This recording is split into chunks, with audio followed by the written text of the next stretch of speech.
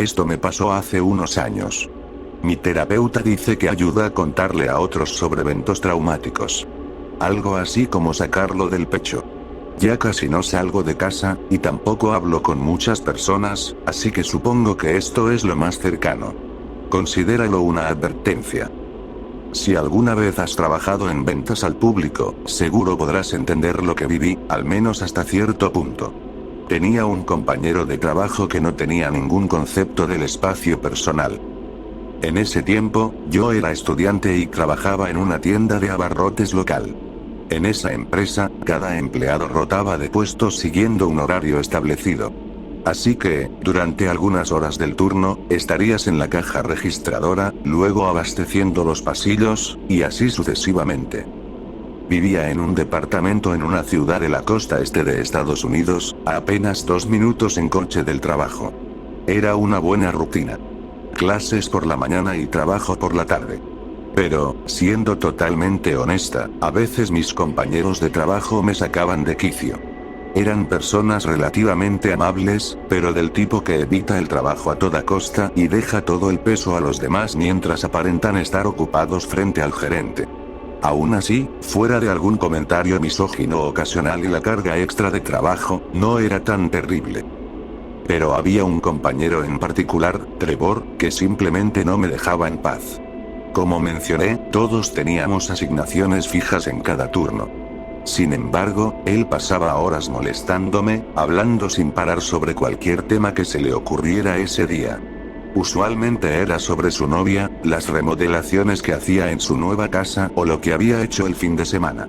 No me malinterpretes, no me molesta platicar.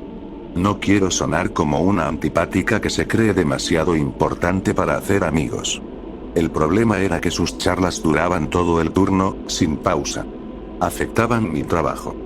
Yo le lanzaba indirectas, señales sociales, intentaba despedirme amablemente, pero era como arrojar piedritas contra una pared de ladrillos.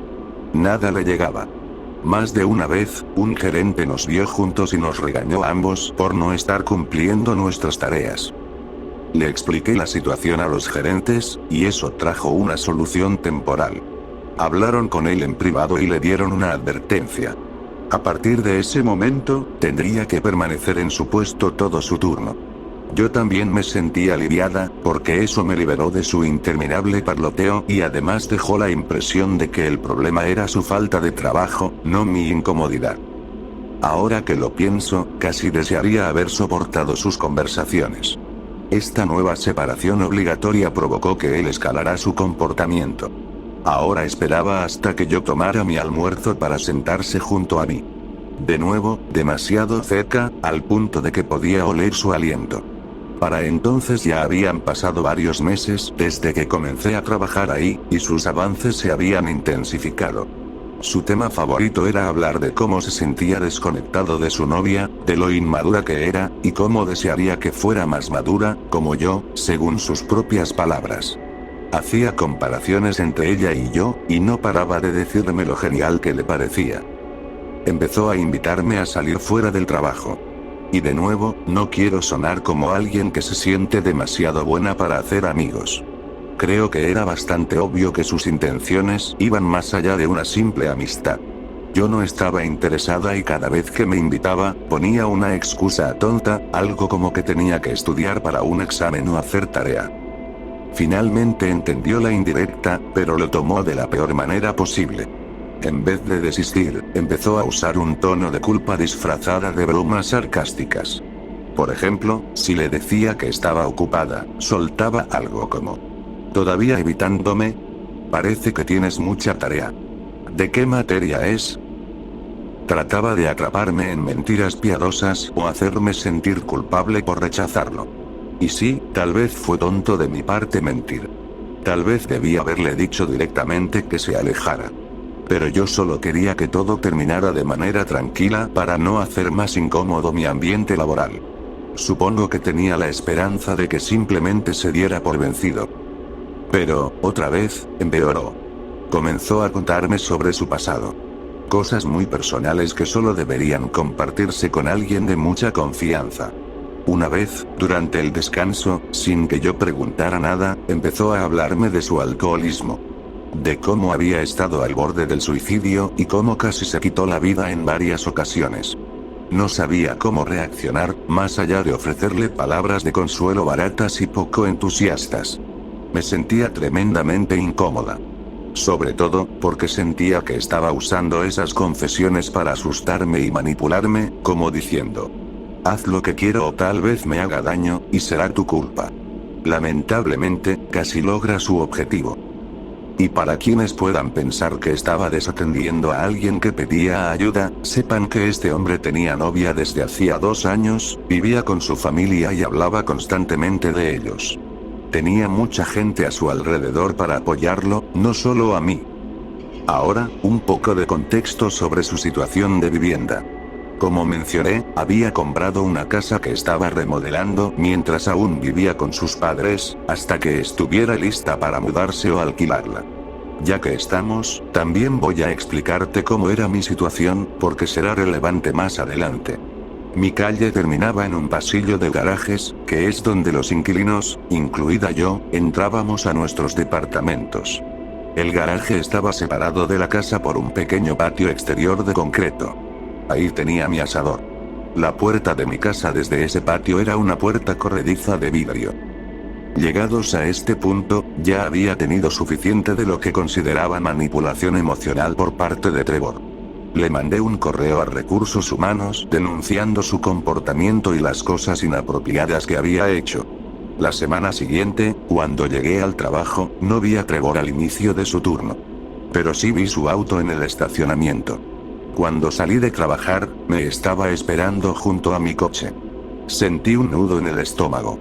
Estaba segura de que Recursos Humanos lo había despedido.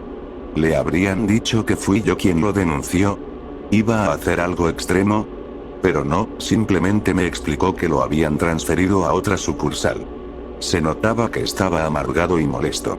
Me pidió mi número de teléfono, casi exigiéndomelo, con un tono lleno de veneno. Ya no quería seguir mintiendo. Estaba tan lista para que todo terminara, para recuperar mi tranquilidad. Pensé: solo un paso más, y esto se acaba. Así que le dije que no, directamente. Le dije que me parecía una buena persona, que me había agradado platicar con él mientras trabajamos juntos, pero que no quería mantener contacto fuera del trabajo. Su rostro se desinfló, como si le hubieran quitado el aire a un neumático ponchado. Me quedé esperando su reacción. Pensé que me insultaría, que gritaría, lloraría, tal vez incluso intentaría golpearme. Pero no pasó nada de eso. Solo me dijo: solo quiero mostrarte nuestra casa. No entendía a qué se refería. Pero sabía que ya había terminado esa conversación. Así que le deseé la mejor de las suertes, me despedí y subí a mi auto. Mientras salía del estacionamiento, lo vi en el espejo retrovisor. Estaba ahí, inmóvil, mirando la parte trasera de mi coche. Seguí observándolo hasta que su figura desapareció de mi vista. Exhalé un suspiro cargado de una tensión que ni siquiera sabía que tenía. Sentí como si me hubiera quitado un gran peso de encima. No más Trevor. No más conversaciones incómodas ni tener que andar con cuidado esquivando sus insinuaciones descaradas. No más intentando convencerlo de que su novia era tan valiosa como yo. Solo tendría que trabajar e irme a casa, sin preocupaciones ni estrés. Fui muy ingenua al pensar que todo terminaría ahí. Ojalá hubiera tomado todo más en serio. Haberlo reportado a alguien, no sé a quién. Durante las siguientes 2 semanas, mi vida fue tranquila. Iba a clases, al gimnasio, al trabajo y de regreso a casa, sin sorpresas ni problemas. En la tercera semana, vi el auto de Trevor en el estacionamiento de mi escuela. Pero hay muchos autos iguales en la calle, ¿no? No podía ser él. Y, sin embargo, reconocí la abolladura en el parachoques delantero. Miré alrededor, sintiendo como el miedo empezaba a apoderarse de mí. Pero no lo vi por ninguna parte. Seguí mi rutina con cuidado, como siempre.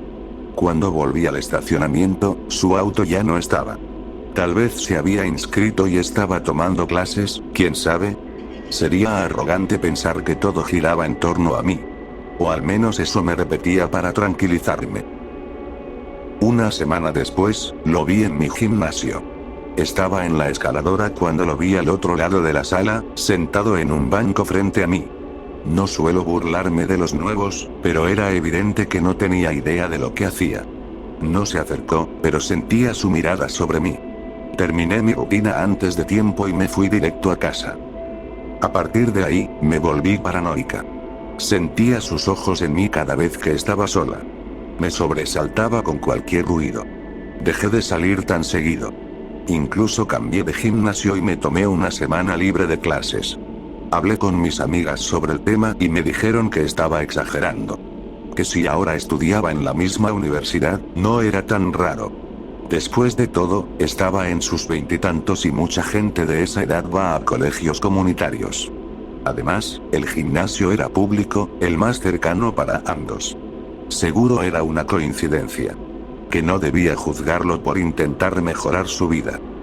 Sus explicaciones no me sirvieron de nada la noche en que vi su reflejo en la puerta corrediza, mirándome mientras yo forcejeaba para abrirla después de mi turno de trabajo. Me giré de inmediato, sintiendo que el mundo se cerraba a mi alrededor, pero no había nadie. Llamé a la policía. Se mostraron poco interesados, a lo mucho me dijeron que llamara otra vez si veía algo más. Me fui a dormir a un estacionamiento público, donde había cámaras de seguridad y bastante gente alrededor. O al menos intenté dormir. No dejaba de mirar por las ventanas, revisando una y otra vez que las puertas estuvieran bien cerradas.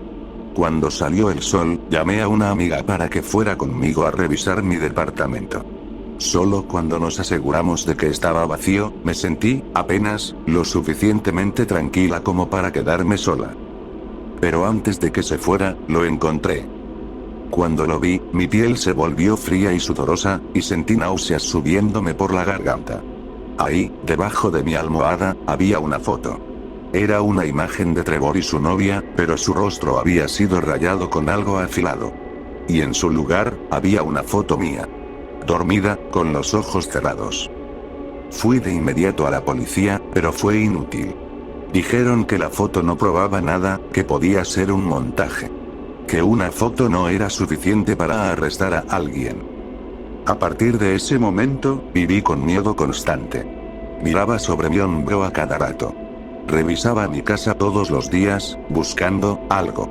Cámaras, más fotos, lo que fuera. Empecé a buscar un nuevo lugar para vivir. Planeaba romper mi contrato de arrendamiento y salir de la ciudad lo antes posible. Sentía que Trevor iba a hacerme algo. Lo sabía. Durante esa búsqueda, estuve viviendo en casa de mi mamá. Me dejé llevar por una sensación de seguridad falsa. Creía que ahí, en la casa de mi madre, nada malo podía pasarme. Y conforme pasaban las semanas sin novedades, empecé a pensar que tal vez todo había terminado. Que Trevor había perdido interés. Que se había aburrido de mí. Subestimé su locura. En mi trabajo, nos daban botellas de agua gratis a los empleados. Había 2 refrigeradores, uno en la parte delantera de la tienda y otro en la parte de atrás, y podías tomar una botella cuando quisieras. Era algo automático para mí. Era miércoles. Un día particularmente lento, varias personas habían llamado para reportarse enfermas. A veces me pregunto si Trevor había planeado eso también. Tal vez le atribuyo demasiado poder por el miedo y el odio que le tengo. Esa noche me tocaba cerrar, y ya me sentía bastante agotada. La escuela, el trabajo, todo me tenía al borde. Solo quería un respiro. Estaba vulnerable. Recuerdo haber agarrado una botella de agua del refrigerador de atrás como media hora antes de cerrar. Bebí la mitad, hice el procedimiento de cierre y cerré la tienda con llave. Mi cabeza daba vueltas. El aire se sentía espeso como melaza. El tiempo parecía ir más lento. Lo último que recuerdo ver fue un auto rojo conocido, con una abolladura en el parachoques. Desperté atada a una silla de madera. El aire olía a polvo de concreto y tabla roca. Mis manos y piernas estaban amarradas a la silla. Mis gritos eran apenas murmullos ahogados por un trapo sucio en mi boca. Para mi horror, reconocí el olor a sudor en él. Era una de las camisas de Trevor. Miré alrededor, tratando de entender dónde estaba y buscando alguna oportunidad de escapar. Ojalá no lo hubiera hecho. Las paredes eran grises y sin terminar, pero apenas se veían detrás de la masa de fotos que las cubrían. Fotos mías. En el gimnasio, en el trabajo, en clase tomadas desde una ventana, en mi departamento, en mi cama. Empecé a llorar. Podía saborear el ácido de mi estómago subiéndome por la garganta. Fue entonces que, en medio de mi terror, escuché que alguien cantaba. Trevor estaba en algún lugar de la casa, cantando. Era Te tengo bajo mi piel, de Frank Sinatra. Jamás volveré a escuchar esa canción en mi vida. Amarrada ahí, las letras de amor sonaban como amenazas de muerte. Después de un rato, Trevor entró en la habitación. Sonreía. No una sonrisa arrogante ni malvada, sino como si de verdad creyera que éramos pareja desde hace años. Me besó la frente. Quise desaparecer. Me dijo que había estado planeando esto durante mucho tiempo. Que yo estaba confundida. Que había estado preparando nuestro hogar para cuando yo estuviera lista para estar con él. Sacó un montón de fotos de la pared. Eran las que parecían más gastadas, como si las hubiera tocado una y otra vez. Me las mostró. Recortes y montajes de nosotros dos, muy mal hechos. En uno, yo llevaba un vestido de novia. No sé si podía percibir mi terror o mi repulsión. Pero mi falta de entusiasmo no le gustó. Su rostro se endureció. Empezó a insultarme. No repetiré exactamente lo que dijo, pero el mensaje era claro. Yo era una desagradecida. Que él me trataría bien, sería el compañero perfecto, y yo era demasiado estúpida para verlo. Su rabia creció tanto que por un momento de verdad creí que me mataría ahí mismo. Pero, tan rápido como había llegado, su furia desapareció. Volvió a sonreír y me dijo que me perdonaba. Que todavía estaba confundida por culpa de mis amigos y mi familia. Que algún día le agradecería, porque, según él, me estaba salvando de ellos. No dejaba de llamarme con apodos cariñosos que me helaban la sangre. En verdad, su obsesión enfermiza probablemente ayudó a que siguiera con vida. Si hubiera sido simplemente un asesino, no estaría escribiendo esto ahora. Aún así, me cuesta decir sinceramente que lo que ocurrió haya sido una mejor alternativa a morir. Me mantuvo encerrada ahí abajo por lo que pareció una eternidad. Más tarde supe que fueron poco más de 2 semanas. No voy a entrar en detalles sobre todo lo que me hizo. Estoy segura de que ya te lo imaginas. Sé que dije que quería sacar todo esto de mi pecho al contar mi historia, pero hay cosas que simplemente no puedo revivir. Por suerte, fue relativamente fácil encontrarme. Yo ya había advertido a mi trabajo, a la policía, a mi madre y a mis amigos sobre Trevor. Cuando desaparecí, él fue el primer sospechoso.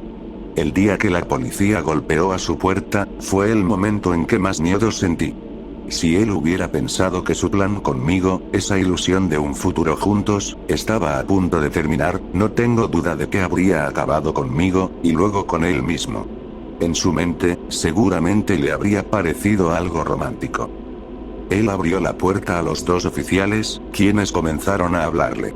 Yo estaba débil, deshidratada y desnutrida, pero reuní hasta la última gota de energía que me quedaba para gritar a través de la sucia camiseta que usaba como mordaza. Escuché cómo la conversación se detenía, y luego pasos. Pasos rápidos y pesados. Estaba corriendo hacia donde yo estaba. La puerta se abrió de un golpe. Era Trevor. No puedo decir con certeza qué planeaba hacer. Al menos no estaba armado. Dio un paso hacia mí, pero un oficial lo detuvo rápidamente con una pistola eléctrica. Trevor cayó al suelo, y enseguida el oficial se lanzó sobre él, esposándolo. Trevor lloraba. Les rogaba que lo dejaran quedarse conmigo. Me pedía que les dijera que yo también lo amaba. La otra oficial me desató y me quitó la camiseta de la boca. Me derrumbé sobre ella y lloré hasta que ya no pude más. Se llevaron a Trevor en la parte trasera de una patrulla. Nunca volví a verlo, pero eso no significa que la historia haya tenido un final feliz. Quiero decir, sobreviví, y por eso estoy verdaderamente agradecida. Pero no creo que alguna vez logre sanar por completo. Todavía reviso mi habitación antes de dormir, todavía me despierto en medio de la noche empapada en sudor frío, todavía me paraliza el pánico cada vez que veo un auto del mismo modelo y color que el de Trevor. Obviamente, todo esto afectó mi vida social y romántica. Han pasado varios años desde entonces y no puedo soportar que nadie me toque. A veces, no puedo evitar sentir que Trevor igual ganó. Que sigue teniendo poder sobre mí, aunque sé que está tras las rejas. Solo puedo esperar aprender a vivir con lo que pasó algún día. Me gradué poco tiempo después y me mudé de ciudad. Mi vida ha ido bien, o al menos lo mejor que puede ir. Empecé terapia, como mencioné al principio, pero es un proceso lento. Supongo que lo único que puedo hacer es seguir intentándolo. Te agradezco que hayas leído mi historia, si llegaste hasta aquí. Como dije, tómalas como una advertencia. Hay personas retorcidas allá afuera y nunca sabes de lo que alguien es capaz. No tomes decisiones a medias cuando se trata de tu seguridad. Si tienes un mal presentimiento sobre alguien, por favor, hazle caso. Ojalá yo hubiera podido decírmelo a mí misma, cuando aún estaba a tiempo.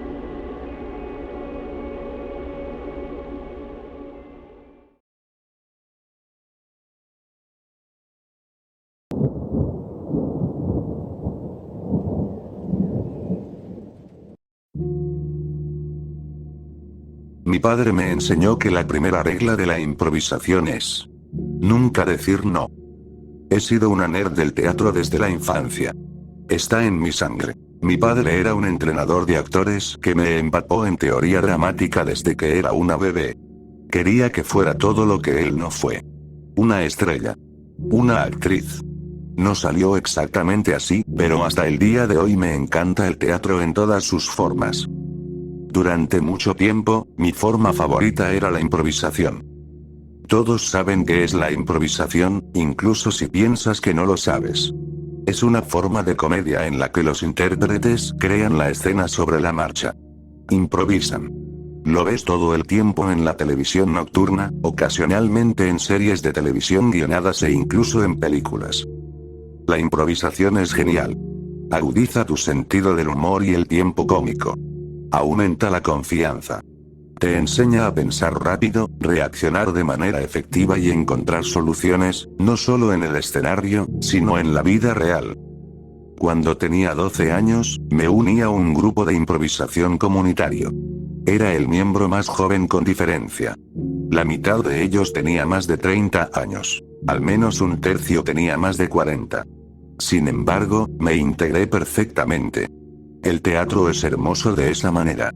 La edad no importa, solo tu disposición a hacer lo que se necesita hacer. Todos estábamos dispuestos. Excepto Jeff. Todos conocen a un Jeff. Tu Jeff podría llamarse Chris, Clara, Caitlin, tú quiero algo completamente diferente. No importa. Aún lo conoces. Jeff es un experto. Jeff es superior. Jeff siempre sabe la mejor manera de hacer las cosas, y hay de ti si te atreves a desafiarlo. Jeff sabía todo sobre la improvisación. Jeff era el mejor intérprete y el mejor director, porque Jeff pasó 20 años en la ciudad de Nueva York, actuando con las compañías teatrales más importantes del mundo. Jeff era un genio dramático, y se aseguró de que todos lo supiéramos. Jeff hacía todo lo posible por controlar nuestras reuniones.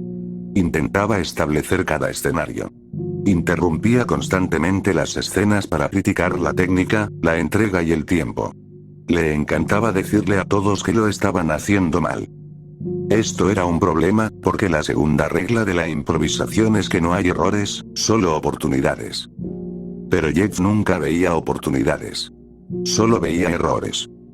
No solo era en el grupo de improvisación. Era en todo. Lo oía después de las reuniones, quejándose con otros miembros. Me redujeron las horas. Bueno, Jeff, no puedo prometer nada, pero tengo un negocio y... Jeff negó con la cabeza miserablemente. No puedo. No servirá de nada. Soy yo. Todo es culpa mía. Siempre cago todo. La única consolación es que no lo he hecho frente a ninguno de ustedes. Esto estaba en debate, dado su gusto por la tiranía arrogante, pero supuse que no era el momento para corregirlo. Otra vez, lamentó el estado de su matrimonio. Sé que no estoy haciendo nada bien, pero lo intento. Cargo con todo. Y aún no está bien. Conozco a una terapeuta. Es a través de mi iglesia, pero tiene precios ajustables, y entre tú y yo, no es tan religiosa. El labio de Jeff se curvó. Charlotte no cree en la terapia. Para tu propia paz mental, tal vez podrías ir solo. Yo ya estoy haciendo todo el trabajo. No voy a hacer el de ella también. Quiero decir, hablando de errores. Incluso se quejaba de sus hijos. Sé que Mitchell está en drogas, diga lo que diga, ¿y quién puede culparlo? Si yo tuviera su condición, me suicidaría. Eso sería lo más amable que podría hacer. Jeff, yo, lo siento, pero eso es algo terrible para decir. Jeff siguió hablando sin darse cuenta. Andrea está reprobando. Sabía que lo haría. Tiene cerebro, pero no sentido. Se quedará embarazada antes del 3er año, amamantando al bebé de algún tipo mientras se aprovecha de mí. Emily es la única que vale algo, pero eso cambiará. Tiene solo 11 años. Aún tiene mucho tiempo para irse por el mal camino. Sopló un suspiro trágico. No lo sé. Estos niños fueron todos errores. Ahora, el líder del grupo era un fanático de la vieja escuela llamado Ben. Ben obviamente había conocido a muchos Jeffs en su vida, porque consiguió controlar a Jeff después de solo unas pocas reuniones. Jeff seguía portándose mal, pero ya no perdía el control constantemente. Ben era muy amable con Jeff, llegando incluso a dejarlo establecer algunos escenarios de pareja en cada reunión. Aún así, si Jeff se sentía especialmente malhumorado, nos frenaba con respuestas de una sola palabra. Luego sonreía mientras sus compañeros de escena se tambaleaban, disfrutando de su incapacidad para mantener la actuación a flote sin él. Aún recuerdo cómo se veían sus ojos cuando hacía esto. Grandes, de un gris pizarra, brillando con maldad. Verás, las respuestas de una sola palabra son la kriptonita de la improvisación. Por eso, la tercera regla de la improvisación es: nunca te quedes solo con un sí. Créelo o no, no basta con decir solo sí. Tienes que agregar algo al diálogo, o la actuación se detiene. Por ejemplo, no puedes quedarte solo con un sí, Diana. Necesitas más. Algo como: sí, él estará aquí en 10 minutos, así que por el amor de Dios, ayúdame a esconder el cuerpo. O: sí, olvidé lavar el coche, pero no tendríamos que lavarlo en primer lugar si no hubieras secuestrado el mono de Stuart. A Jeff no le gustaba esta regla porque significaba que tenía que depender de nosotros. Supongo que podrías decir que el trabajo en equipo era la kriptonita de Jeff. No es sorprendente que todo el grupo estuviera encantado cuando Jeff dejó de asistir. Todo se volvió más brillante. Los escenarios parecían mejores, el diálogo más auténtico. Los viejos miembros, los que Jeff había alejado, regresaron. Nuevos miembros se unieron a nosotros. Incluso convencí a mi amiga Em para que viniera. Llevar a Em fue idea de mi padre. Sus padres se estaban divorciando y ella era callada. Los niños callados, decía él, siempre recibían lo peor. Invítala, dijo. Será divertido. Desafortunadamente, fue difícil de convencer. Me había quejado tanto de Jeff que la había asustado un poco. ¿Y si vuelve?, preguntó. No lo hará, le aseguré. Ben no lo dejaría. Finalmente, Em sonrió, sus ojos grises se arrugaron felizmente. Está bien. Pero probablemente tienes que ir a recogerme y dejarme. ¿Está bien? Por supuesto. Estaba eufórica. Finalmente tendría una amiga de mi edad en el grupo de improvisación. Era motivo de celebración. Así que me sentí destrozada cuando nadie me abrió la puerta. Toqué por varios minutos, deteniéndome solo cuando me di cuenta de que ya estaba llegando tarde. Regresé al auto, conteniendo lágrimas irrazonables. No te preocupes, cariño, dijo mi papá. Probablemente vendrá la próxima vez. Olvidé mi angustia en cuanto llegué al teatro. El grupo de improvisación, y la actuación en general, tienen ese efecto. Es imposible mantenerse centrado en uno mismo cuando hay personajes por descubrir y personas por convertirse. A mitad de la reunión, justo en medio de mi escena, la puerta crujió al abrirse. Y Jeff entró. El silencio fue asfixiante. Motas de polvo bailaban y las sombras se estrellaban contra los focos, dividiendo el auditorio. Mitad oscuro, mitad iluminado. Ben aclaró su garganta. Hola, Jeff. Hola. Jeff avanzó con pasos vacilantes.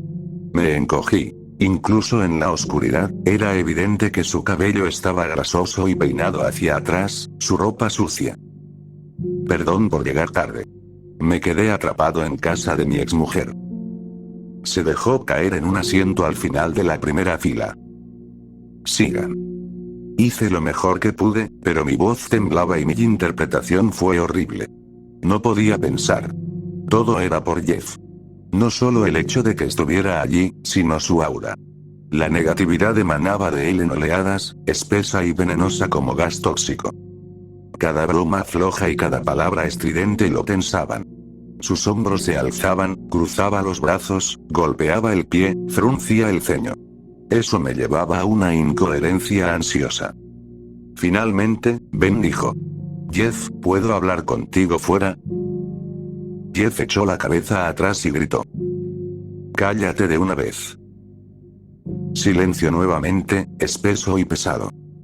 Ben respiró hondo. Jeff. Necesito que te vayas. Jeff se levantó de su asiento de un salto. No me voy a ir. Me quedo justo aquí, y voy a dirigir una escena. Entonces, nos iremos todos en su lugar. Dijo Ben. Jeff metió la mano en su cinturón y sacó una pistola. La gente gritó. Mi compañero de escena corrió fuera del escenario. Yo quería seguirlo, deseaba seguirlo, pero estaba paralizada. Estaba atrapada. No. Ustedes se quedan donde están. Vamos a hacer una escena. Tú. Jeff apuntó la pistola hacia mí. Desearía poder decir que me agaché, que corrí, o incluso que recé, pero no lo hice. Simplemente me quedé mirando. Vas a estar en esta escena, ¿entendido? Tienes 11 años y te llamas Emily. Eres inteligente como tu padre, pero lo odias. Chasqueó la lengua con simpatía. Lo odias muchísimo. Tú. Dirigió la pistola hacia un estudiante universitario llamado Tyler. Tu nombre es Mitchell. Tienes 23, eres un idiota mental, y odias a tu padre.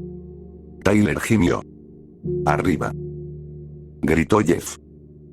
En el escenario, ahora, o le disparo a ella. Apuntó nuevamente hacia mí y caminó hacia adelante. Casi me desmayo. Su cabello grasoso estaba empapado en sangre que se coagularía e hilos oscuros de vísceras. La sangre salpicaba su rostro y ropa. Sus zapatos y el dobladillo de sus pantalones estaban empapados en ella. Tyler se cubrió la boca y corrió al escenario. Ahora. Jeff escaneó a los compañeros restantes. Tú, al escenario. Una mujer llamada Abigail se tambaleó hasta colocarse a mi lado. Te llamas Charlotte. Tienes 51, eres una perra, y convertiste a todos tus hijos contra tu esposo porque lo odias. Ella soltó un pequeño sollozo seco. Jeff apuntó a una adolescente llamada Lia, quien retrocedió. Tú. Ella gimió. Jeff gruñó y cargó hacia adelante. Ben trató de protegerla, pero Jeff lo empujó fuera del camino. Siguió una breve pelea. Sentí un momento salvaje de esperanza. Luego escuché un disparo. Mis oídos resonaron por un instante. Luego todo se volvió curiosamente amortiguado. Ben gritó, luego se desplomó en el suelo. Jeff lo pateó y agarró a Lia. Ella luchaba y gritaba. Él mostró los dientes y presionó la pistola contra su cabeza. Cállate, Andrea. Siseó.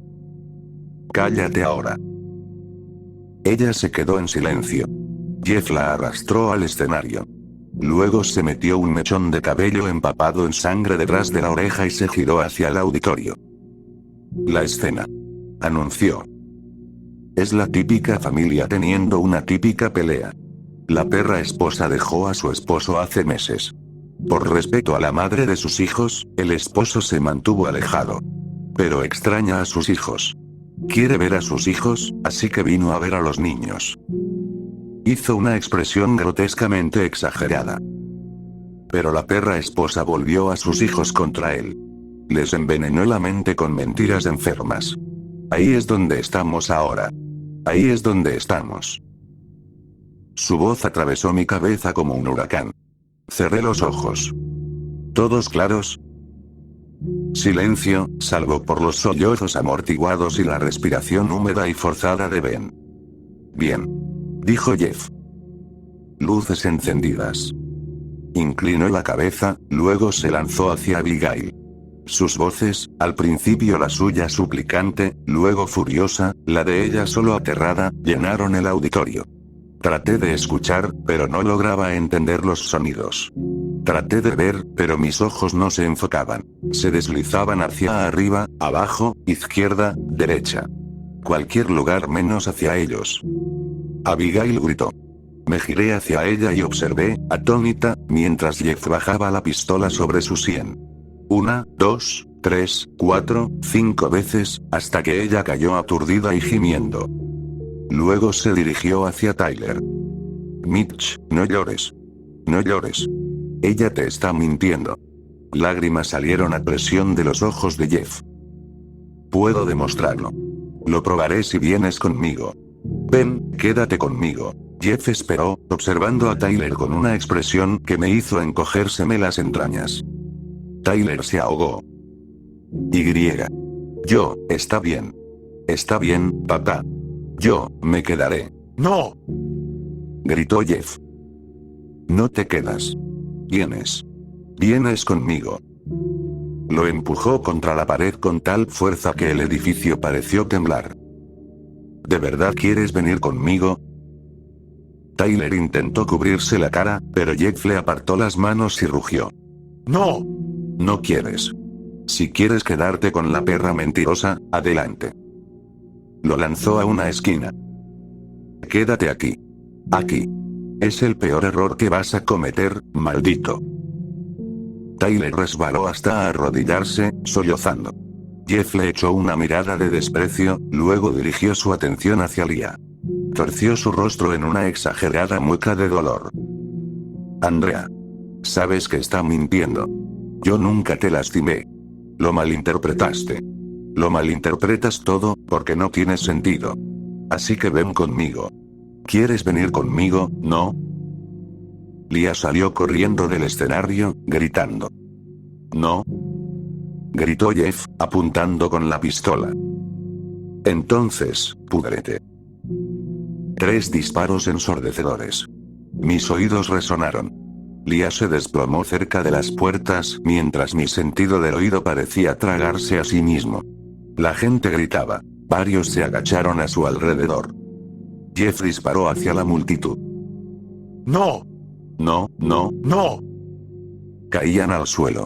Él los miraba, el pecho agitado, los ojos grises brillando de una manera extraña. Luego se giró hacia mí. Emily. Intentó sonreír. Eres la mejor. Mi favorita. ¿Sabes eso, verdad? No podía moverme. No podía pensar. Se acercó arrastrando los pies. Eres la mejor. Sabes que mienten. ¿Quieres venir a vivir conmigo, verdad? ¿Quieres vivir con papá? Algo hizo clic. Casi pude sentirlo, mi cerebro paralizado encendiéndose y cambiando lentamente. Sí. Susurré. Me aclaré la garganta. Sí, papá. Me abrazó y me besó. Siento que me revolvió el estómago, un sabor metálico y desagradable que se quedó en mis labios. Mi estómago se retorció. Gracias, susurró. Gracias. Eres mi favorita. Siempre fuiste mi favorita, papá. Mi voz estaba seca otra vez, quebrada y fina. Mitch también quiere venir. Me lo dijo. Donde mamá no pudiera oír. Su labio se curvó. Por un momento aterrador, pensé que había cometido un error fatal. No. Él es un mentiroso, Es un error. Sí, puede que sea un error. Murmuré. Pero quiere cambiar y sabe que tú puedes ayudarlo. ¿Ah, sí? Preguntó Jeff. Asentí. Es cierto. ¿No es cierto, Ty? Mitchell. Miré por encima del hombro. Tyler se encogía en la esquina, los ojos abiertos como platos, su rostro empapado en lágrimas. La desesperación amenazaba con consumir mi mente. ¿Verdad, Mitch? No quiere ser un error, ¿verdad? Para mi inmenso alivio, Tyler negó con la cabeza. No, no hay manera. Quiero mejorar. Miró a Jeff y se estremeció. ¿Cómo hago para mejorar, papá? Jeff soltó mi mano y caminó hacia Tyler. Tyler retrocedió instantáneamente. Jeff le dio una bofetada. Sé hombre. Tyler asintió mientras las lágrimas corrían por sus mejillas. Lo siento, papá. Ya sabes cómo soy. Por eso necesito tu ayuda, ¿sabes? Sí. Dijo Jeff. Lo sé. Lo observó durante un momento angustiante. Luego lo levantó de un tirón. Tyler gimió. Jeff lo abofeteó de nuevo. Cállate de una vez. ¿Quieres mejorar? Sí. Jadeó Tyler. Sí, papá, quiero mejorar porque. Entonces demuéstralo. Jeff lo arrastró hacia el cuerpo de Abigail, que yacía en el suelo. La sangre le cubría la cara. Sus ojos desenfocados se movían entre Jeff y Tyler. Jeff presionó la pistola en la mano de Tyler. Demuestra lo que dijiste. Repitió, y dio un paso atrás. Tyler miró la pistola. Demuestra lo que dijiste. Gritó Jeff. Papá. Susurré. Él solo está un poco asustado. Comete errores. Necesita ayuda. Deberías dejarme ayudarlo. No. Dijo Jeff. Él tiene que demostrarse a sí mismo, Emily. Una epifanía se iluminó en mi mente. De repente supe qué decir, supe qué hacer, pero, ¿lo entendería Tyler? Comete errores. Repetí. Pero tú cometiste uno también. Yo no cometo errores. Rugió Jeff. Pero sí lo hiciste. Le diste la pistola a Mitchell, ¿verdad? Tyler dio la vuelta. El rostro de Jeff se retorció. ¡No! Susurró. No te atrevas. Tyler se atrevió. La bala atravesó la cabeza de Jeff y golpeó el panel de luces. Chispas explotaron por la cortina de muselina. Vi un destello y un parpadeo, y de repente la cortina se incendió. Todos convergieron hacia la salida. Corrí a ciegas, vagamente consciente de que alguien estaba cargando a Lia y otros estaban ayudando a Ben. Formamos un grupo desesperado en la puerta, apenas logrando mantener el control. Pero lo conseguimos. Las consecuencias aún están borrosas. Ben, Lia y Abigail sobrevivieron. Jeff no. La puntería de Tyler había sido sobrenaturalmente precisa. Supe más tarde que era tirador de precisión. Él y su madre iban al campo de tiro cada fin de semana. Hablando de suerte. Supe que Jeff mató a su esposa e hijos unas horas antes de recrearlo en el grupo de improvisación. Mi amiga Em era su hija. No lo sabía. Supongo que no habría hecho ninguna diferencia de todos modos. No he hecho más improvisación desde entonces. Aunque todavía recuerdo las reglas. Creo que siempre recordaré las reglas.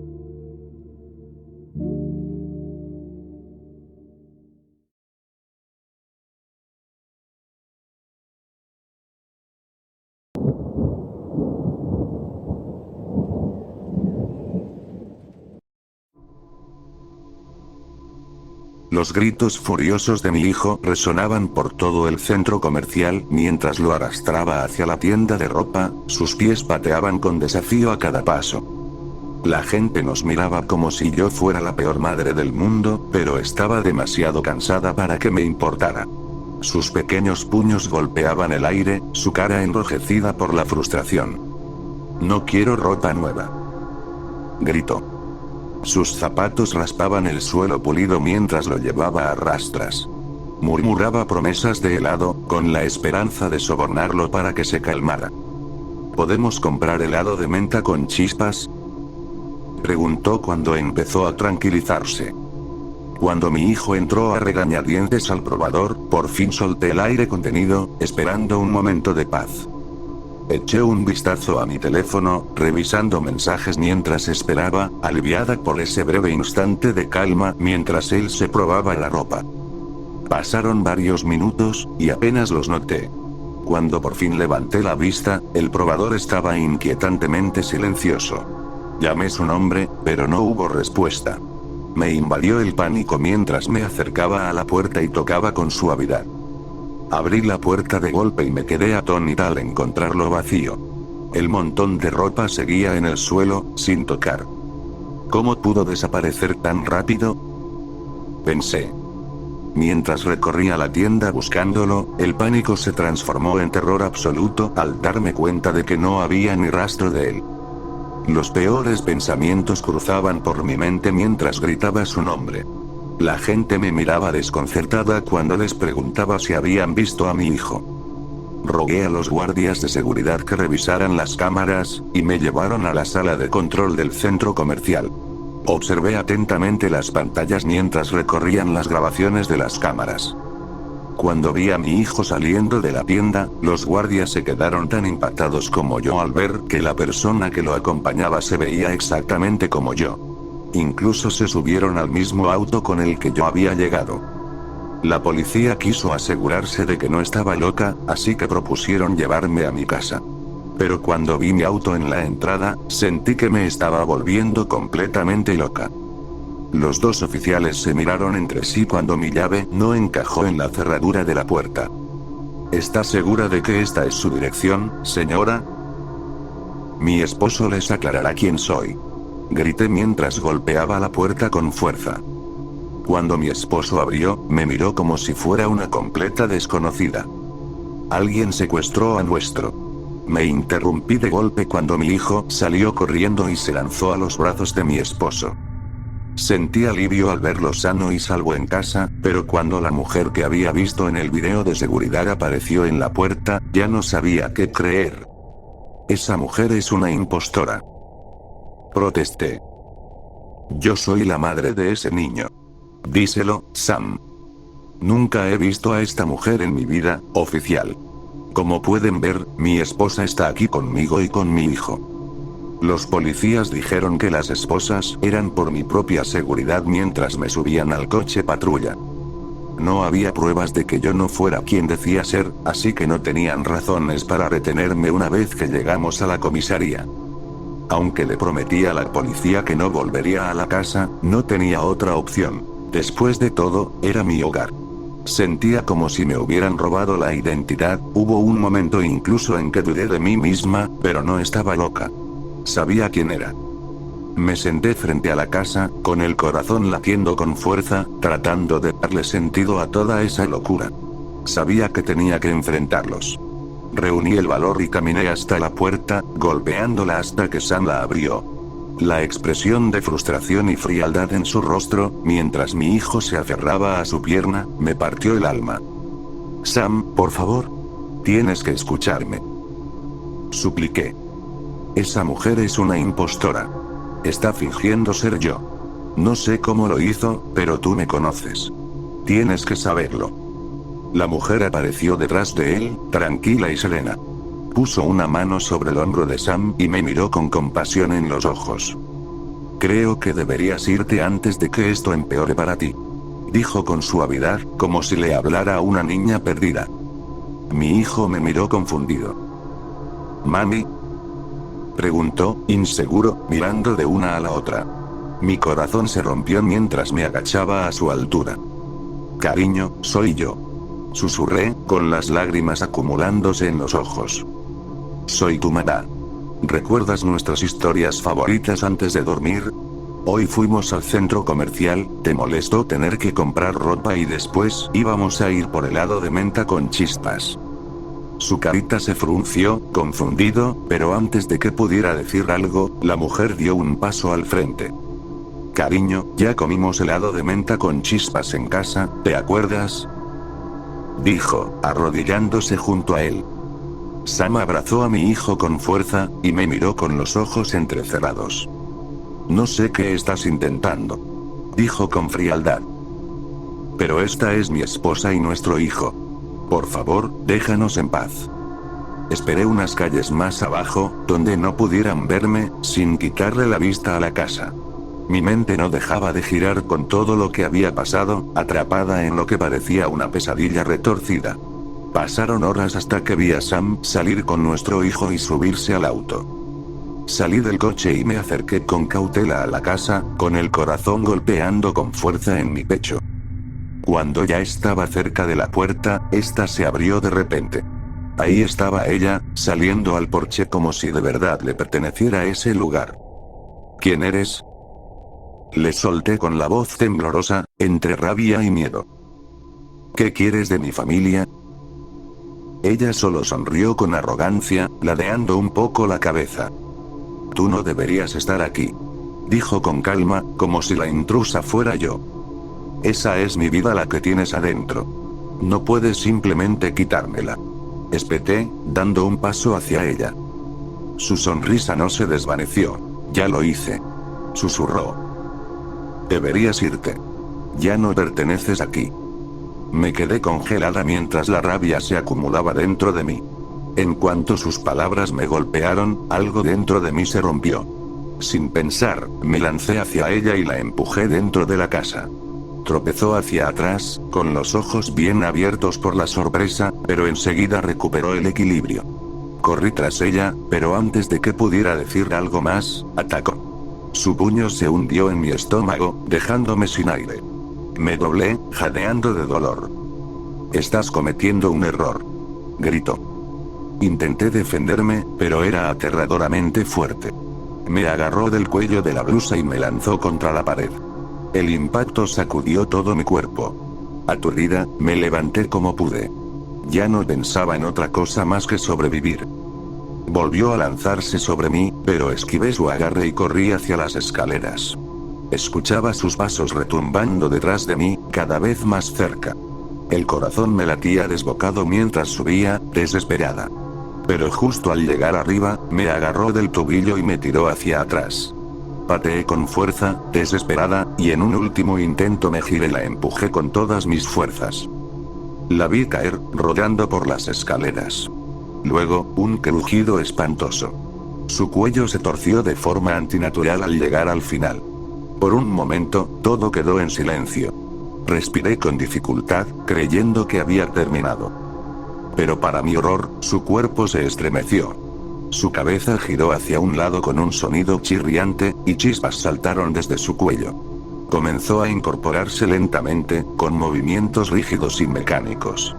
Partes de su piel se desprendieron, dejando al descubierto metal y cables. Ella no era humana. Era un robot. Sus ojos parpadearon, y una voz distorsionada emergió de su boca. Solo quería ser perfecta. ¿No era eso lo que siempre querías? De pronto, la luz en sus ojos titiló una última vez y se apagó lentamente, antes de que cayera al suelo con un golpe sordo. La puerta principal chirrió al abrirse, y me quedé congelada en lo alto de las escaleras. El corazón me latía desbocado cuando vi a Sam entrar a la casa con nuestro hijo. Su sonrisa se desvaneció de inmediato al ver al androide destrozado al pie de las escaleras, con chispas saliendo del cuello roto. Su expresión pasó del asombro a algo mucho más oscuro. Dejó a nuestro hijo en el suelo con cuidado y le dijo que esperara en el auto. El niño salió corriendo, y entonces Sam volvió su mirada hacia mí, entrecerrando los ojos de una forma que jamás le había visto. No se suponía que lo descubrieras así, murmuró, con una calma escalofriante mientras se acercaba a las escaleras. Creí que tenía más tiempo para perfeccionarla. Retrocedí, sintiendo como el miedo me subía por la espalda, y el peso de sus palabras comenzaba a hundirse en mi pecho. Sam, ¿qué es esto? ¿Qué hiciste? No respondió de inmediato. Su mirada se desvió hacia el androide roto. Siempre te preguntaste en qué trabajaba, ¿no? He estado en esto por años. Androides realistas. Robótica avanzada.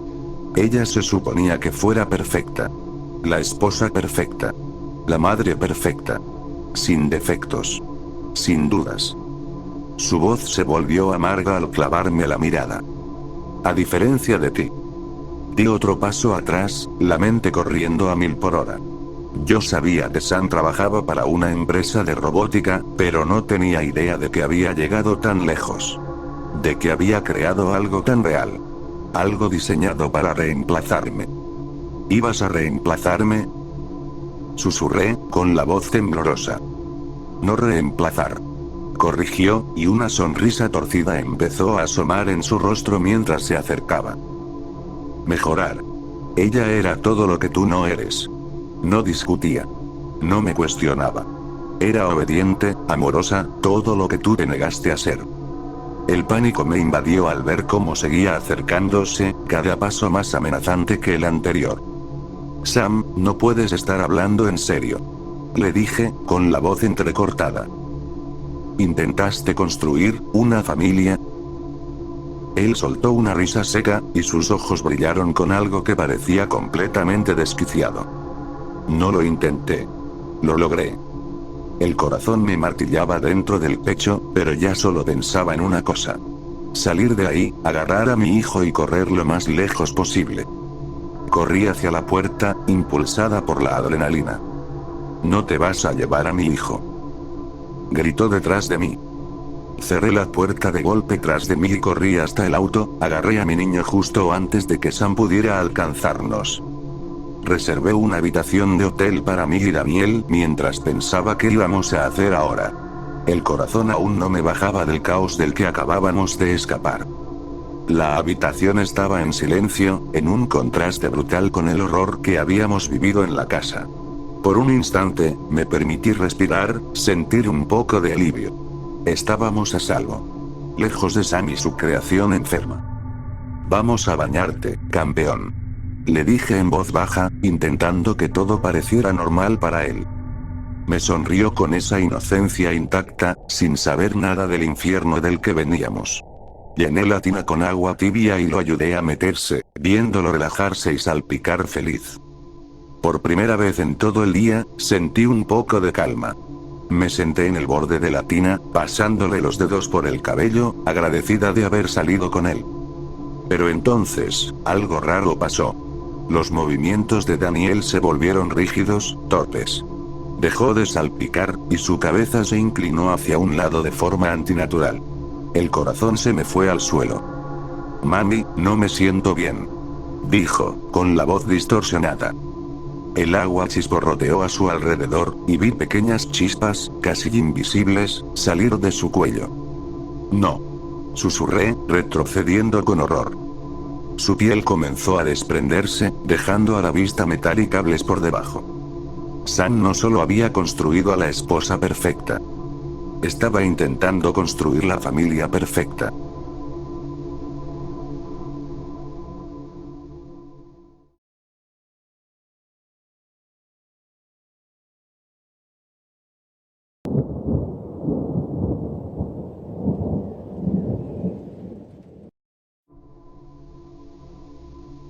Reflector Vita era una nueva y revolucionaria empresa tecnológica que vendía luz solar durante la noche. Adelante, búscala en Google y compruébalo tú mismo. Su objetivo era reflejar los rayos del sol hacia paneles solares aquí en la superficie terrestre, incluso después de que anocheciera, para así maximizar la producción de energía solar. Al principio sonaba como algo sacado de una película de ciencia ficción, pero me quedé boquiabierto cuando busqué su sitio web y todo parecía legítimo. Pedir luz solar era tan fácil como pedir un Uber. Escribí mis coordenadas exactas y, como por arte de magia, todo a mi alrededor se iluminó. Me sorprendí aún más cuando miré hacia el cielo y vi una esfera brillante flotando en la noche. La app de Reflector Vital también tenía una función genial que te permitía deslizar el dedo sobre un mapa de tu ubicación para mover la luz hacia donde quisieras. Vivía en una granja en una zona rural del país, lejos del resplandor anaranjado de las luces artificiales que iluminan las calles de las ciudades. Lo único bueno de vivir en la oscuridad absoluta era que podías ver las estrellas en todo su esplendor durante una noche despejada. Tener acres de terreno me permitía tener paneles solares, lo cual es genial en verano, pero en invierno, cuando los días son cortos y grises, los paneles no sirven para nada. Así que la posibilidad de tener luz natural brillante enviada desde el espacio parecía demasiado buena para ser verdad. No esperaba gran cosa, pero me sorprendió más que gratamente cuando el rendimiento energético de los paneles solares fue el doble del que normalmente se obtiene tras una semana de luz natural. Era como si los paneles estuvieran dopados, generando suficiente energía como para resistir 2 semanas de noches invernales. Steven, ven rápido, tienes que ver esto. Gritó mi esposa, su voz llamándome desde los campos. Mi esposa Susan estaba en el maizal, señalando los brotes verdes que asomaban por entre la tierra recién sembrada. ¿Se supone que ya deberían estar brotando?, preguntó con un tono de desconcierto. Yo estaba tan desconcertado como ella. Había sembrado ese campo apenas 2 días antes, y ya todo estaba cubierto de verde. Tenía el presentimiento de que la luz que había hecho bajar del espacio tenía algo que ver con el crecimiento milagroso del maíz, así que pensé que una noche más de sol no haría daño. Usé la app para enfocar la luz sobre el campo. Mientras el terreno se bañaba en esos cálidos rayos, los ojos de mi esposa se fijaron en el resplandor anaranjado de la esfera de luz en el cielo. Parecía hipnotizada por la intensidad de su calor, perdida en su resplandor celestial. ¿Sigues con nosotros?, pregunté en tono de broma. Mientras ella seguía ahí, en silencio, mirando el cielo, noté algo extraño. La sombra que proyectaba su cuerpo parecía retorcerse y tomar formas grotescas, mientras que yo no proyectaba sombra alguna. A la mañana siguiente, cuando fui a revisar los campos, no podía creer lo que veía. El maíz medía más de 3 metros de alto. De semilla a cosecha en poco más de 2 días. Mi alegría se desvaneció al ver de cerca las mazorcas. Las espigas que contenían los granos amarillos estaban deformes, incluso monstruosas, y no se parecían en nada al maíz común. Arranqué una del tallo y le di una mordida. El sabor pútrido me golpeó los sentidos y vomité de inmediato. Todo el campo estaba contaminado, no se podía salvar nada, lo que significaba que tendría que empezar desde cero. Esa noche no pude dormir. Me retorcía en la cama hasta que, cuando por fin me quedé dormido, me desperté sobresaltado al ver que el lado de mi esposa estaba vacío. Mi teléfono no estaba, y una luz intensa se filtraba por las rendijas de las cortinas. Me acerqué a la ventana y las abrí. Eran las 3 de la madrugada y todo brillaba como si fuera pleno mediodía.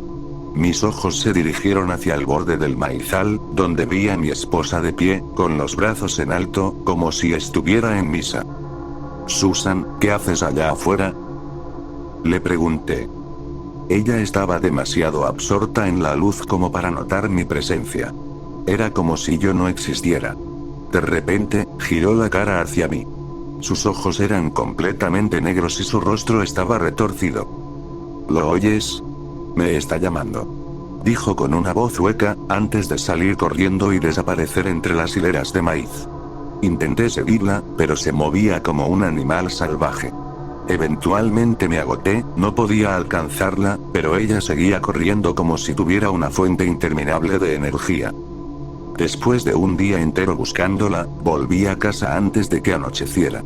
Recé para que recobrara el sentido y regresara por su cuenta. Cuando llegué, la casa seguía vacía. Mi esposa era todo para mí. No teníamos hijos, así que solo nos teníamos el uno al otro. Saber que estaba allá afuera, sola, me estaba matando. Demasiado inquieto para dormir, me senté en el porche trasero, esperando que encontrara el camino de regreso. Quería que mi rostro fuera lo primero que viera, para que supiera que no estaba perdida. Mientras miraba hacia la oscuridad del campo, escuché un leve susurro entre las plantas que se fue haciendo más fuerte a medida que se acercaba. Me puse de pie, temblando, cuando un grupo de ojos rojos y brillantes emergió de la oscuridad. Los destellos parecían rodear la casa, como si se prepararan para atacar. Al principio pensé que eran animales salvajes, así que encendí las luces exteriores esperando espantarlos. Se sobresaltaron un instante, pero siguieron avanzando. Liderando el grupo estaba mi esposa, pero no como yo la conocía. La luz había afectado más que solo a mi esposa. Personas que alguna vez llamé amigos, junto con otros habitantes del pueblo, se habían transformado en criaturas aterradoras. Antes de darme cuenta, estaba rodeado, sin salida. Retrocedí con cautela hacia la casa y atranqué la puerta, esperando ganar algo de tiempo antes de enfrentar mi muerte inevitable. Mientras recorría la casa buscando algo con lo que defenderme, me topé con mi teléfono. Mi única esperanza era darles lo que querían, así que abrí la app de Reflector Vital y presioné sobre mis coordenadas. El cielo nocturno se iluminó y todo quedó en completo silencio. Miré por la ventana y las criaturas se habían detenido en seco. Ahora estaban fijas en la esfera de luz del cielo. Estaban de pie, igual que mi esposa antes, con los brazos elevados hacia el cielo. No estaba seguro de si la policía era la mejor opción, así que marqué el número que venía en la app de Reflector Vital.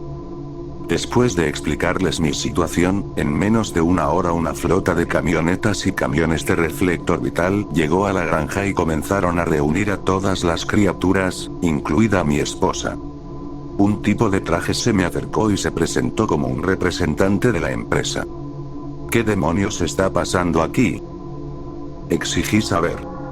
El representante sacó un montón de papeles. Al ser una empresa nueva, tuvimos algunas consecuencias imprevistas. Los reflectores de nuestros satélites reflejan algo más que la energía del sol. ¿Qué se supone que significa eso?, le dije, mientras la rabia comenzaba a hervirme por dentro. Aparentemente, nuestros reflectores también reflejan luz de otras partes del universo. Lugares sobre los que no sabemos absolutamente nada. ¿Y qué pasa con mi esposa?, pregunté. Tu esposa estará bien en un mes o dos. Te la devolveremos apenas firmes estos acuerdos de confidencialidad. Por recuperar a mi esposa habría firmado hasta mi alma, así que firmé todo lo que me puso enfrente. Antes de que se marchara, le hice una última pregunta. ¿Por qué no me afectó la luz? El representante me lanzó una mirada cargada de empatía. En nuestros estudios notamos que las personas con cáncer no se ven afectadas. No sabemos por qué pasa, pero deberías ir a hacerte un chequeo. Al menos podrías detectarlo a tiempo.